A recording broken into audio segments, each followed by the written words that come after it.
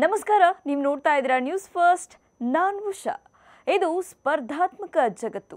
ನೀವು ಇಷ್ಟಪಡೋ ಕೆಲಸ ಪಡೆಯೋದು, ಸಿಕ್ಕಿರೋ ಕೆಲಸ ಬಿಡೋದು ಅಷ್ಟು ಸುಲಭ ಅಲ್ವೇ ಅಲ್ಲ.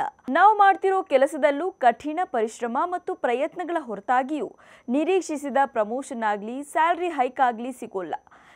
ನಮ್ಮ ಕನಸಿನ ಉದ್ಯೋಗವನ್ನೇ ಮಾಡ್ತಿದ್ರೂ ನಿರಂತರ ಹೋರಾಟಗಳು ಮತ್ತು ಬೇಕಾದಷ್ಟು ಸವಾಲುಗಳು ಇದ್ದೇ ಇರುತ್ತೆ.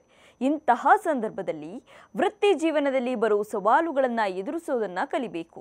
ಯಾವುದೇ ಕಾರಣಕ್ಕೂ ಕಷ್ಟ ಅಂತ ಕೆಲಸ ಚೇಂಜ್ ಮಾಡಬಾರ್ದು. ಬದಲಿಗೆ ಅಲ್ಲೇ ಇದ್ದು ಹಂತ ಹಂತವಾಗಿ ನಮಗಿಷ್ಟ ಇರೋ ಕೆಲಸ ಹುಡುಕಿಕೊಳ್ಬೇಕು.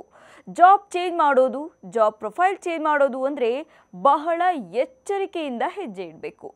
ಪ್ರಾಪರ್ ಪ್ಲ್ಯಾನ್ ಜೊತೆಗೆ ಮಹತ್ವದ ನಿರ್ಧಾರ ತೆಗೆದುಕೊಳ್ಬೇಕು.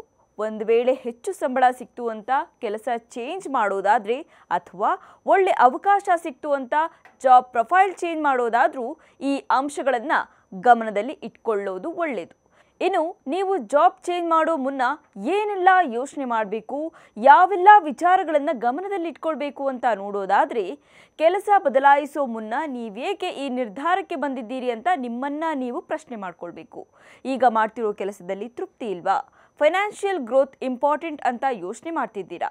ಬೇರೆ ಏನಾದರೂ ನಿಮ್ಮನ್ನು ಆಕರ್ಷಿಸ್ತಾ ಇದೆಯಾ? ಇದಕ್ಕೆ ಪ್ರೇರಣೆ ಏನು ಅಂತ ಸ್ಪಷ್ಟಪಡಿಸ್ಕೊಳ್ಬೇಕು. ಮೊದಲು ಮಾಡಿದ ತಪ್ಪನ್ನು ಮತ್ತೆ ರಿಪೀಟ್ ಮಾಡಬೇಡಿ. ನಿಮ್ಮ ಕೌಶಲ್ಯ ಮತ್ತು ಆಸಕ್ತಿಗಳಿಗೆ ಹೊಂದಿಕೆಯಾಗುವಂತಹ ವೃತ್ತಿಯನ್ನು ಹುಡುಕಿಕೊಳ್ಳಿ. ನೀವು ಸೆಲೆಕ್ಟ್ ಮಾಡಿಕೊಳ್ಳೋ ಜಾಬ್ ಲಾಂಗ್ ಟರ್ಮ್ನಲ್ಲಿ ಎಲ್ಲ ರೀತಿಯಲ್ಲೂ ಸಪೋರ್ಟಿವ್ ಆಗಿರಬೇಕು. ಯಾವ ಕಂಪನಿಗೆ ಸೇರಬೇಕು, ಜಾಬ್ ಸೆಕ್ಯೂರಿಟಿ ಇದೆಯಾ, ಕಂಪನಿ ಗ್ರೋತ್ ಹೇಗೆ, ಎಲ್ಲವನ್ನು ಚೆಕ್ ಮಾಡಿಕೊಳ್ಳಿ. ಫ್ರೀ ಇದ್ದಾಗ ಸರ್ಟಿಫಿಕೇಟ್ ಕೋರ್ಸ್ಗಳನ್ನು ಮಾಡಿಕೊಳ್ಳಿ.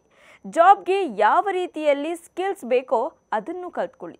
ಯಾವುದಾದ್ರೂ ಮಾರ್ಗದ ಮೂಲಕ ಸ್ಕಿಲ್ಸ್ ಹೆಚ್ಚಿಸಿಕೊಳ್ಳೋ ಪ್ರಯತ್ನ ಮಾಡ್ತಾನೇ ಇರಬೇಕು. ಜಾಬ್ ಚೇಂಜ್ ಮಾಡೋದು ನಿಮ್ಮ ಆದಾಯದ ಮೇಲೆ ಪರಿಣಾಮ ಬೀರಬಹುದು.